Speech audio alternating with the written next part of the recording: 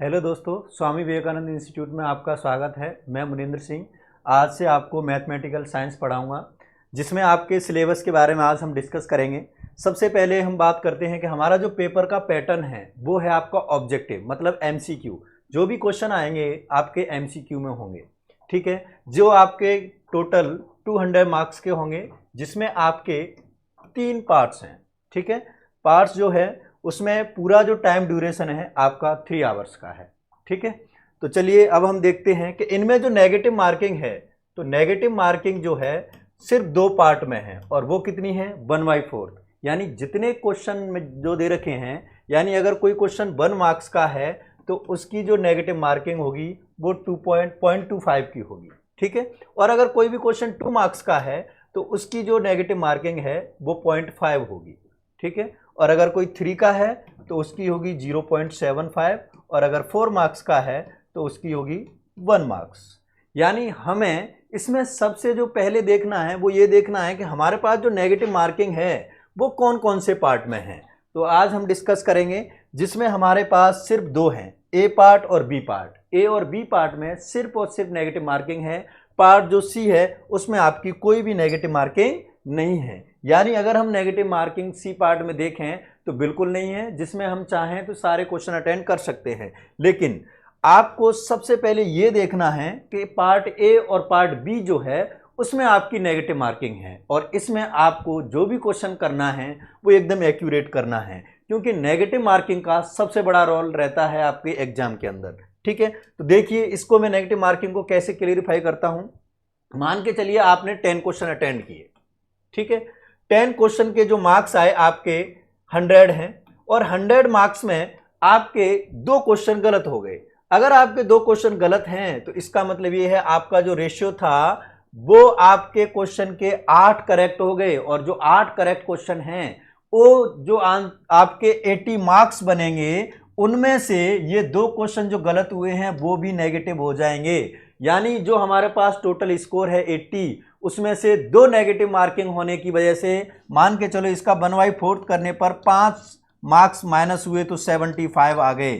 यानी आपका टोटल जो स्कोर हुआ वो 75 होगा। तो एक स्टूडेंट ऐसा है जो 10 क्वेश्चन करता है जिसमें 2 उसके नेगेटिव मार्किंग हैं और 8 उसके सही हैं, तो उस केस में उसके कितने आ रहे हैं 75 मार्क्स। लेकिन एक स्टूडेंट ऐसा है जिसने सिर्फ 8 ही क्वेश्चन अटेंड किए और वो सारे के सारे सही हैं, तो 8 क्वेश्चन अटेंड करने पर उसके मार्क्स कितने आए 80। तो इसका मतलब दोनों में से कौन सा बेटर है, तो 80 वाला बेटर है। इसलिए सबसे ज्यादा आपको इसी पे फोकस करना है कि आपको नेगेटिव मार्किंग नहीं करनी है। यानी आपको आंसर जो देने हैं वो एक्यूरेट देने हैं, उसमें आपको कोई भी लापरवाही नहीं रखनी है। अब हम इनके क्वेश्चन और उनके मार्क्स डिस्ट्रीब्यूशन देखते हैं।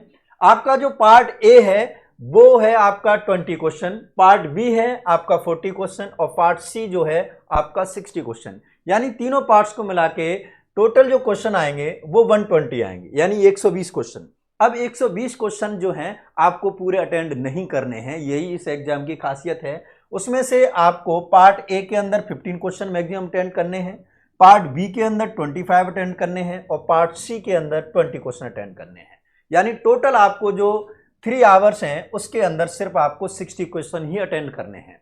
अब आपको ध्यान देना है कि ये वाला जो पार्ट है इसमें आपके 2 मार्क्स ईच क्वेश्चन, यानी हर एक क्वेश्चन के आपके करेक्ट होने पर 2 मार्क्स दिए जाएंगे, और पार्ट बी जो है इसमें हर जो क्वेश्चन करेक्ट है उसके 3 मार्क्स दिए जाएंगे, और जो पार्ट सी है उसमें हर राइट क्वेश्चन पर आपको 4.75 मार्क्स दिए जाएंगे। अब सबसे जो मेन इंपॉर्टेंट पॉइंट जो है इसमें ये देखें, पार्ट ए और पार्ट बी इसमें आपकी नेगेटिव मार्किंग है, यानी वही 1/4 है। तो 1/4 का मतलब वही है जो 2 मार्क्स का है उसमें से आपके 0.5 मतलब आधा मार्क्स कट जाएगा, और जो 3 मार्क्स का है उसमें से आपका 0.75 कट जाएगा, ठीक है। पार्ट सी जो है सबसे बेस्ट पार्ट है, इसमें आपकी कोई भी नेगेटिव मार्किंग नहीं है, यानी नो नेगेटिव मार्किंग। इस तरीके से आपको 60 क्वेश्चन जो हैं वो आपको 200 मार्क्स के दिखेंगे, और इन सब का जो टाइम ड्यूरेशन है वो कितना है, टाइम ड्यूरेशन है आपका 3 आवर्स, ठीक है। तो आपको इसमें से जो सिलेबस का डिस्ट्रीब्यूशन है वो आगे देखते हैं।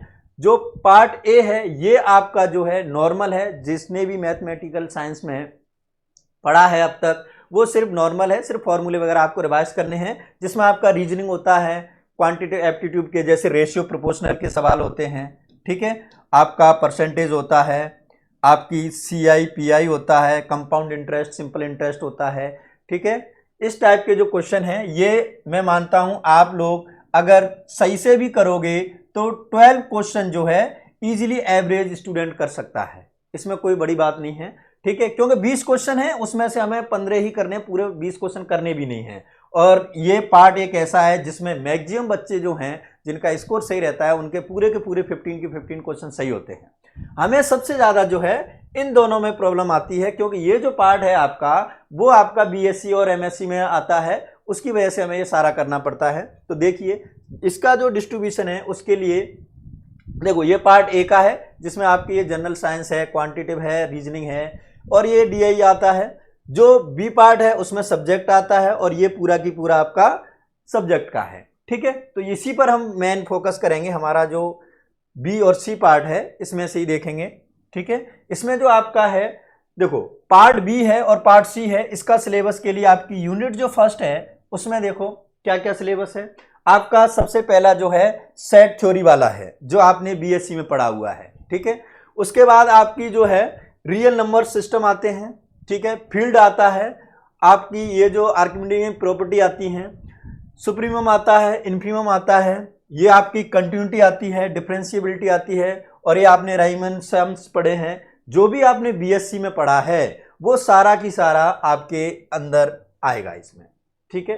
तो आपको विशेषकर जो भी आपने BSc में, कई बच्चे ऐसे होते हैं जो BSc की सिर्फ 1 वीक सीरीज खरीद लेते हैं और प्रीवियस ईयर पढ़ के ज़्यादातर मैगजीन यही करते हैं, लेकिन अगर आपको ये नेट क्वालिफाइड करना है तो आपको उसकी विशेष तरीके से डीपली नॉलेज लेनी पड़ेगी, और हम उसी को ही पढ़ाएंगे, ठीक है। और उसमें से भी ऐसा नहीं है कि BSc में जो पूरा है वो सारा ही पढ़ना है, नहीं, हमें तो वो पढ़ना है कि जो आपके कंपटीशन में आएगा और उसमें से भी आप कम टाइम में सबसे ज़्यादा क्वेश्चन अटेंड कर पाएंगे, ठीक है। तो ये यूनिट फर्स्ट में आपका ये है, मैट्रिक स्पेस भी है, ठीक है, ये लीनियर स्पेस हैं, आपके ये बेसिस हैं, डायमेंशंस हैं, और रैंक और इसके जो ऑर्डर है डिटर्मिनेंट्स के। सबसे जो फेवरेट सवाल होता है वो ये होता है, रैंक पूछी जाती है। मैक्सिमम जितने भी अब तक पेपर हुए हैं उन सब में रैंक हर क्वेश्चन में पूछी गई है, ठीक है। आपके कॉनिकल फॉर्म हैं, आपकी ये डायगोनल फॉर्म्स हैं, ट्रायंगुलर फॉर्म है, जॉर्डन फॉर्म है, जो आपने कभी कभी किसी यूनिवर्सिटी के MSc में भी दे रखा होता है, कईयों में BSc में भी होता है, ठीक है। अब देखिए सेकंड यूनिट की बात करते हैं। सेकंड यूनिट के अंदर ये आपका अलजेब्रा के अंदर कॉम्प्लेक्स नंबर है, और आपको याद हो तो आपने 12th क्लास के अंदर भी कॉम्प्लेक्स नंबर पढ़ा होगा 11th 12th में। अगर आपने 11th 12th में अच्छे से कॉम्प्लेक्स नंबर पढ़ा है, मतलब आपका बेसिक स्ट्रांग है, तो आपके बेसिक स्ट्रांग होने की वजह से इस वाले चैप्टर के अंदर बहुत कम प्रॉब्लम आती हैं, यानी आप इजीली क्वेश्चन कर सकते हो। और इसके जो एवरेज है वो आपके 3 to 5 क्वेश्चन का रहता है। आप कभी पेपर उठा के देखो प्रीवियस ईयर का, जिसमें 3 to 5 क्वेश्चन रहते हैं। इसलिए मेरी आप सबसे यही है कि आप जब कॉम्प्लेक्स नंबर पढ़ें तो आप किसी अपने छोटे भाई बहन या पुराना आपका कोई भी हो रिलेटिव में जिसके पास 12th के अंदर जो कॉम्प्लेक्स नंबर दे रखा है, अगर वो आपको मिल जाए तो आप एक बार वहाँ से बेसिक देख सकते हैं। बाकी हम तो सब पढ़ाएंगे ही, ठीक है। उसमें आपका ये कोची राइमन दे रखे हैं, और ये आपकी थ्योरम है, ठीक है। नेक्स्ट देखो, और इसमें सिलेबस दे रखा है आपका परमुटेशन है, कॉम्बिनेशंस हैं। इसमें क्या है, बच्चों को मैक्सिमम प्रॉब्लम आती है परमुटेशन एंड कॉम्बिनेशंस में। उसका रीजन होता है कि ये जो आपका था ये आपके 11th क्लास में होता है 12th से पहले, ठीक है। और 11th क्लास हम इतना ध्यान देते नहीं है क्योंकि हमें लगता है लोकल क्लास है तो उसमें हो जाता है, उसकी वजह से बच्चों का बेस जो है वो वीक रह जाता है। तो इसके लिए हम इस तरीके से इसको डिवाइड करके पढ़ाएंगे कि जिससे आपको परम्यूटेशन और कॉम्बिनेशन में कोई प्रॉब्लम नहीं आएगी, ठीक है। अब हम बात करते हैं कि इसमें फंडामेंटल थ्योरम है, डिविजिबिलिटी ऑफ है कॉम्प्लेक्स नंबर की, और ये जितना भी थ्योरम है उससे रिलेटेड हम सारी चीज़ें इसके अंदर पढ़ने वाले हैं, ठीक है। और आपके जो ग्रुप हैं जो आपने BSc में पढ़ा है, सब ग्रुप्स हैं, नॉर्मल सब ग्रुप्स हैं, कोशिएंट ग्रुप्स हैं, होमोमॉर्फिज्म है, साइकिल ग्रुप है, ये आपका पूरा BSc का पार्ट है, ठीक है। तो ये सारी की सारी जो है सिलेबस जो है हम कवर करेंगे। और ये आपने रिंग पढ़ा होगा, आइडियल्स पढ़े हैं, ये आपने जितने भी अब तक पढ़े हैं। और कई ऐसे बच्चे होते हैं जिन्होंने पढ़ा तो है लेकिन सिर्फ ऊपर ऊपर से पढ़ा है, सिर्फ और सिर्फ क्वेश्चन देखे हैं जिनसे उन्होंने एग्जाम पास किए हैं। तो उस चीज़ की कोई भी टेंशन ना लें। ये आपका टोपोलॉजी है, एमएससी में भी दे रखा होता है, ठीक है। नेक्स्ट देखें, यूनिट 3 जो है ये है आपका ओडी यानी ऑर्डिनरी डिफरेंशियल इक्वेशन। इसके अंदर आपका पढ़ा है आपने, पीआई आता है, सीआई आता है, ठीक है। तो ये आपका जो सॉल्यूशन होता है तो उसके लिए हम इसकी चर्चा करते हैं, जिसमें आपका होमोजेनियस होता है, ठीक है, लीनियर होते हैं। ये आपने 12th में ये भी पढ़ा होगा, आईएफ वाली इंटीग्रेटिंग फैक्टर वाला भी होता है, ठीक है। इसमें क्यू आता है, एफ आता है, तो आप ये सब इसमें देखेंगे। इसमें आपका ये होमोजीनियस होता है, नॉन होमोजीनियस होता है, वेरिएशन ऑफ पैरामीटर्स होते हैं। ये सारे के सारे हम इसके अंदर डिस्कस करेंगे। और ये आपका पार्शियल डिफरेंशियल इक्वेशन है जो मैंने आपको बताई है, जिसमें लैग्रांज वाला मेथड भी आता है। और इसके अंदर आपका जो ऑर्डर है वो सेकंड ऑर्डर होता है। फर्स्ट ऑर्डर जो है हम नॉर्मली कम पूछता है एग्जाम में, लेकिन हम इसके normal second order direct discuss नहीं करेंगे। हम आपसे पहले फर्स्ट ऑर्डर के बारे में डिस्कस करेंगे जब हम पढ़ेंगे। इसके अंदर लाप्लास भी आता है, हीट वेव आता है, ये सारे के सारा आपका एमएससी का पार्ट है, ठीक है। और आपके देखिए इसमें क्या क्या आता है, न्यूमेरिकल एनालिसिस आता है। इसके अंदर सबसे ज़्यादा आपको कैलकुलेशन की ज़रूरत पड़ती है, इसके लिए ज़्यादा प्रॉब्लम लेने की ज़रूरत नहीं है। हम आपको ऐसे ऐसे शॉर्टकट बताएंगे जिससे आपको कैलकुलेशन में प्रॉब्लम नहीं आएगी, ठीक है। इसमें आपके यही है, मेथड ऑफ इटरेशन दे रखा है, रामसन मेथड भी है, रेट ऑफ कन्वर्जेंस है। ये जो टॉपिक है आपका रेट ऑफ कन्वर्जेंस, एक आपका जो सबसे ज़्यादा फेवरेट है, डाइवर्जेंस पूछा जाता है, डाइवर्जेंस ऑफ सीरीज और कन्वर्जेंस ऑफ सीरीज। ये आपका बीएससी का पार्ट है सीरीज के अंदर, जिसमें आपको इस पे फोकस करना है। यानी किसी भी जो सीरीज दे रखी है उसमें आपको पूछता है कि ये सीरीज डाइवर्जेंस है या कन्वर्जेंस है। तो इसको जब भी हम डिस्कस करेंगे तो इसके बारे में हम बहुत सारे एग्जाम्पल करेंगे, क्योंकि एग्जाम में ये भी हर बार पूछा जाता है और इसके 2 से लेकर 4 क्वेश्चन तक आते हैं, ठीक है। तो ऐसा नहीं है कि हमें सिर्फ सारा सिलेबस ही देखना है, इसमें भी हम ऐसी ऐसी चीज़ों को सबसे ज़्यादा स्ट्रॉन्ग करेंगे जिससे आपका सिलेबस एकदम अच्छे से कंप्लीट भी हो जाए और आपके मार्क्स भी अच्छे आ जाए, ठीक है। नेक्स्ट देखिए, आपके ये जो है लीनियर इंटीग्रेशन इक्वेशन है। इसके अंदर आपको फर्स्ट काइंड देखना है, सेकंड काइंड देखना है। इसके लिए आपको कुछ नहीं करना है, सिर्फ और सिर्फ फर्स्ट काइंड से पहले थोड़ा बेसिक है, उसको देखने के बाद जब हम इसके क्वेश्चन करेंगे तो उससे प्रैक्टिस हो जाएगी। इतनी ज़्यादा टफ भी नहीं है। हमें टफ इसलिए लगता है क्योंकि आपको बीएससी और एमएससी में जब भी कोई भी लेक्चर लेना होता है तो मैक्सिमम बच्चे जो हैं नॉन अटेंडिंग में भी होते हैं, कई कॉलेज जाते भी हैं तो उतना इंटरेस्ट रहता नहीं है, क्योंकि कॉलेज लाइफ लोग एंजॉय करते हैं। इस वजह से आप लोगों को ये ज़्यादा चीज़ें टफ लगती हैं, लेकिन उस चीज़ की बिल्कुल प्रॉब्लम नहीं है, ठीक है। कर्नेल्स भी है, आपके लैग्रांज इक्वेशंस भी है, हैमिल्टन भी है, कैनोनिकल इक्वेशंस हैं इसमें, ठीक है। तो कोई दिक्कत नहीं है। और ये आपका 2 डायमेंशन में रिजिड मोशन है। अब आपकी है लास्ट 4th यूनिट। सिर्फ 4 ही यूनिट है, लेकिन आपको सिर्फ ये 4 यूनिट दिख रही हैं, 1, 2 और ये 3। आपने ये जो अब तक 1, 2, 3 वाली जो यूनिट देखी हैं, ये ऐसा नहीं है कि सिर्फ आपको लग रहा है बीएससी एमएससी की तरह 3 यूनिट थी और एक एक दिन पढ़ के हो गया काम। नहीं, ये जो यूनिट 1, 2, 3, 4 जो हैं, इसमें ही पूरा की पूरा समराइज कर रखा है उन्होंने। आप ध्यान से देखेंगे तो ये आपको जो टॉपिक दिख रहे हैं, ये टॉपिक आपके ऐसा नहीं कि सिर्फ एक यूनिट के हैं, ये आपके पूरे बीएससी और एमएससी का पूरा की पूरा कंक्लूजन है। ये जो कंक्लूजन आया है ये पूरे बीएससी और एमएससी का है, जिसकी वजह से ये पूरा की पूरा समराइज करके आपको यूनिट 4 में और ये 1, 2, 3, 4 सारा दे रखा है, ठीक है। तो इस चीज़ को आप ये ना सोचें कि आपने जो बीएससी में और एमएससी में यूनिट 4 या 5 दे के आपने किया है कि इस तरीके से ही सिर्फ थोड़ा सा सिलेबस है। नहीं, ये थोड़ा सिलेबस नहीं है, ये दिखने में आपको छोटा लग रहा है, लेकिन इसका एक एक टॉपिक अपने में बहुत मायने रखता है, ठीक है। इसलिए इस चीज़ को आप ज़्यादा हल्के में भी ना लें। और ऐसा भी नहीं है कि कोई भी चीज़ ऐसी हो, अगर हम किसी भी चीज़ को शिद्दत से चाहें, मेहनत करेंगे तो वो इजीली क्रैक हो जाएगा, ऐसी कोई दिक्कत भी नहीं है। लेकिन आप इस चीज़ को हमेशा माने, आपके पास हमारे पास CSIR जो है वो आपके 1 साल के अंदर 2 बार कराती है पेपर कंडक्ट, ठीक है। एक बार जून में होता है आपका और एक बार आपका दिसंबर में होता है। तो आपको ये जो एग्जाम का ड्यूरेशन दे रखा है 6 मंथ, यानी आप ये मानो कि 4 to 5 मंथ तो अच्छे से मेहनत करनी ही पड़ेगी। कोई भी ऐसा स्टूडेंट जिसको क्रैक करना है वो ये मान लें कि 4 से 5 महीने की आपको मेहनत लगेगी ही लगेगी। ये 1 महीने या 2 महीने का काम नहीं है, कम से कम आपको 4 महीने तो इतने अच्छे से देने पड़ेंगे तभी क्रैक हो पाएगा, बाकी नहीं हो पाएगा, ठीक है। तो आपको ध्यान रखना है ये हम साल में 2 बार दे सकते हैं, हर 6 महीने के ड्यूरेशन में है। एक जून में होता है, एक दिसंबर में होता है। तो इस चीज़ की आप बिल्कुल टेंशन ना लें। और आपको अगर एक प्रॉब्लम आती भी है तो कोई दिक्कत नहीं है, अगला अटेम्प्ट दे सकते हैं आप, ठीक है। और फिर भी हम तो यही चाहेंगे कि आप फर्स्ट अटेम्प्ट में ही क्लियर करें, क्योंकि हमारा मोटिव तो वही होता है कि बच्चे का ज़्यादा टाइम खराब भी ना हो और फर्स्ट अटेम्प्ट में हो जाए। और आप भी इस चीज़ का विशेष ध्यान रखें, क्योंकि कोई भी चीज़ हो, अगर आप चाहें तो किसी भी चीज़ में 2 से 3 साल भी लगा सकते हैं। जैसे मैक्सिमम एग्जामों में होता है, यूपीएससी उठा के देख लो, आप एसएससी देख लो, स्टेट पीसीएस देख लो, कई ऐसे होते हैं जिनको 4-5 साल लग जाते हैं और कई ऐसे होते हैं जो 1-2 साल के अंदर ही पूरा की पूरा क्लियर कर लेते हैं। उसका रीज़न है, आप देखो किसी भी चीज़ को, एग्जाम हमेशा आपको जो टाइम ड्यूरेशन देता है 1 to 2 ईयर्स मान के चलो किसी में दिया है, इसका मतलब ये है कि उसकी जो डिमांड है वो 1 to 2 ईयर्स ही है। अगर आप उसमें 4-5 साल लगा रहे हैं, इसका मतलब ये है कि आपने उसमें सही से मेहनत नहीं की। अगर आप कोई भी काम कर रहे हैं और उसमें आपने पूरी मेहनत के साथ किया है तो ये सोच लो आपका सिलेक्शन हो जाएगा। वो बात अलग है कि कुछ और फैक्टर भी मायने रखते हैं, लेकिन 90% आपकी सिर्फ और सिर्फ मेहनत चाहिए उसमें, और बाकी कुछ नहीं चाहिए।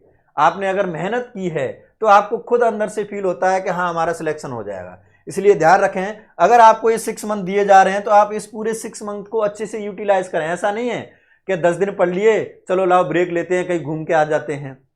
माइंड फ्रेश करने वाला काम नहीं है। आप सिर्फ माइंड फ्रेश करने के लिए आप एक सैटरडे और संडे वाला जो दिन है उसमें आप थोड़ा बहुत कर सकते हैं, बाकी कुछ नहीं है। क्योंकि आप देखो 6 महीने के अंदर आपको अगर माइंड फ्रेश ही करना है तो फिर आपकी मेहनत इतना ज़्यादा, इसका मतलब ये कि आप स्ट्रांग नहीं है अंदर से।